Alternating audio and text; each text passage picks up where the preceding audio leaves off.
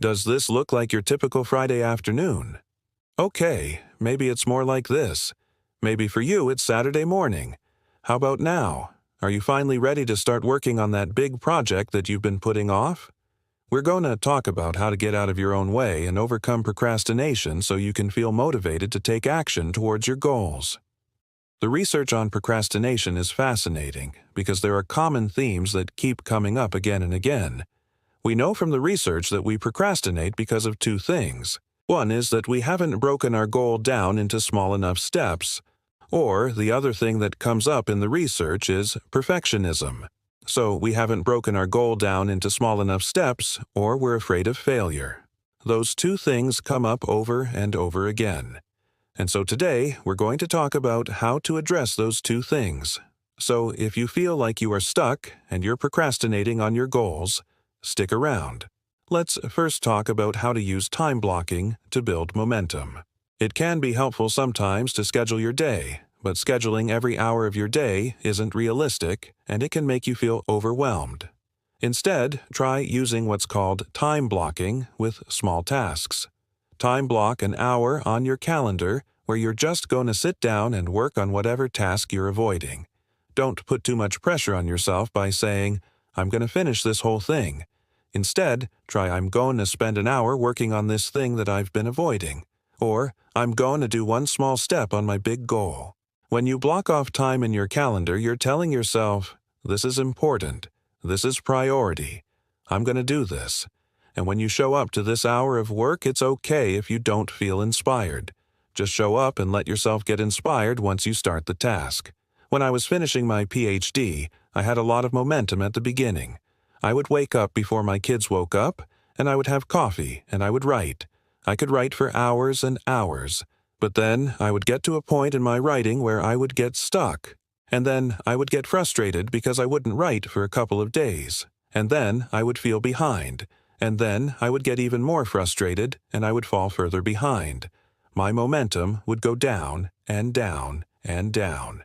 It was really hard for me to overcome that inertia and get back to writing. So what I would do was I would say, "Okay, I'm not going to try to write for 3 hours.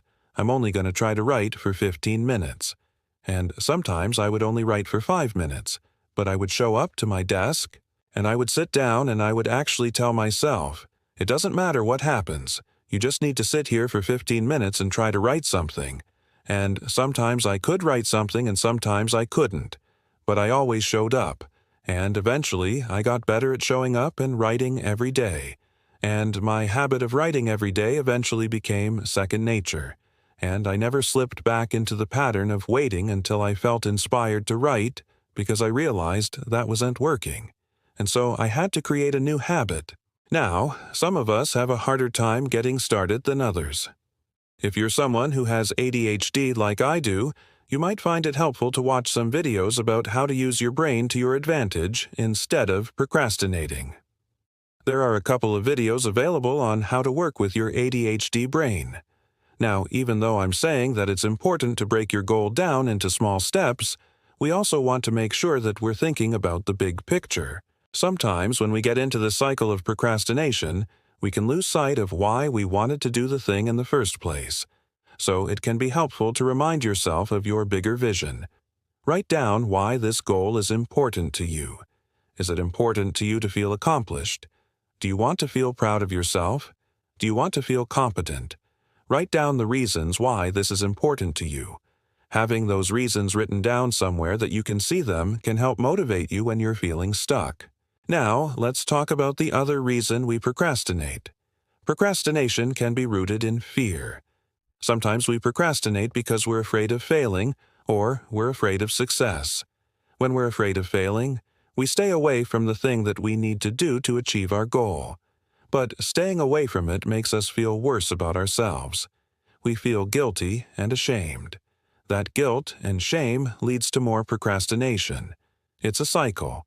On the other hand, sometimes we procrastinate because we're afraid of success.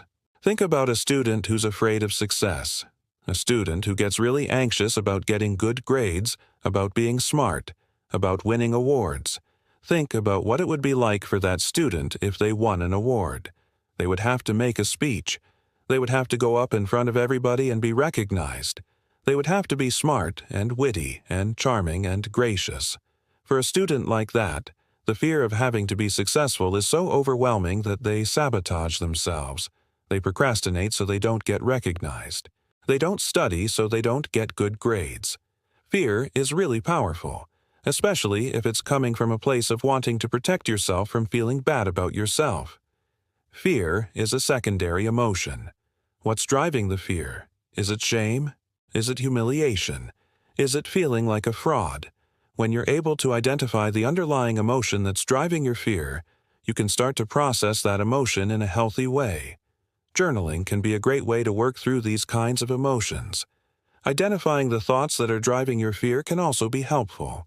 So, if you think everyone expects me to be successful, then challenge that thought. Is that really true? Are people really expecting you to be successful? How do you know? You might say, well, my parents expect me to be successful. Do you think your parents really know what success looks like for you? Have you talked to your parents about what success means to you? Maybe you think, well, society expects me to be successful. How does society know who you are? Does society even care about you? In this example, you can see how I'm challenging the thought, everyone expects me to be successful. When we dig deeper and we're honest with ourselves, we often realize that the people we think are expecting us to be successful are not really expecting anything from us. Sometimes when we're procrastinating, we're afraid of succeeding because we're afraid of what it's going to mean for us to succeed. We're afraid of who we're going to have to become to be successful. We might think, well, I'm not the kind of person who goes after what they want. I'm not the kind of person who succeeds. I'm not the kind of person who finishes their PhD. I'm not the kind of person who starts a business. So when you're struggling with this kind of procrastination, it can be helpful to ask yourself, what would it mean for me to be the kind of person who accomplishes this goal? What would my life look like? What kind of person would I have to be? Once you get clear on what it means to be successful, then you can figure out how to become that person. You can identify the skills that you need to develop, the habits you need to change, and then you can start taking small steps towards becoming that person. The last thing I want to say is that it's okay if you don't feel motivated. Sometimes we procrastinate because we feel guilty that we're procrastinating. We say, I should be doing this thing. I'm not doing it. I feel terrible. I should be more motivated. I'm a failure. And we just beat ourselves up. We judge ourselves harshly for not feeling motivated. And that's not helpful. It's not helpful because when we judge ourselves, we get less motivated.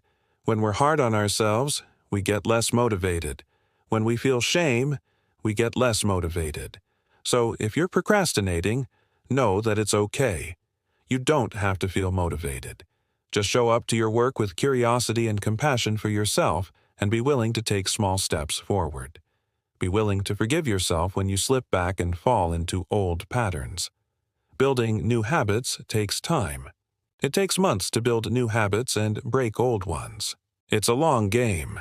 So don't be hard on yourself for procrastinating. Just show up, be compassionate, and take small steps towards your goal. I hope that helps. Thanks for watching. See you next time.